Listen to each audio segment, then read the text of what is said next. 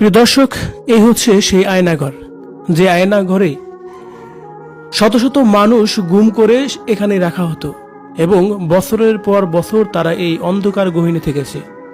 না শুনতে পারছে বাহিরের কোনো আজান, বাহিরের কোনো শব্দ, না শুনতে পারছে মানুষের কোনো কলাহ ও পাখির কোনো শব্দ।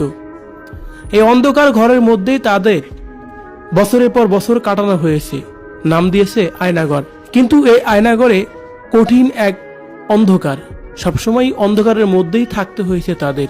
সত্যি এই আয়নাঘর থেকে যারা বেরিয়েছে তাদের বর্ণনাগুলো শুনলে যেন রীতিমতোই গায়ের লোম দাঁড়িয়ে যায়। কতটা কষ্টের মধ্যে দিন পার করতে হয়েছে তাদের।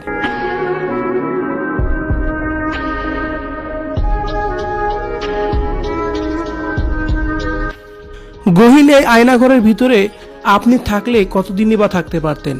অন্ধকার এই ঘরটি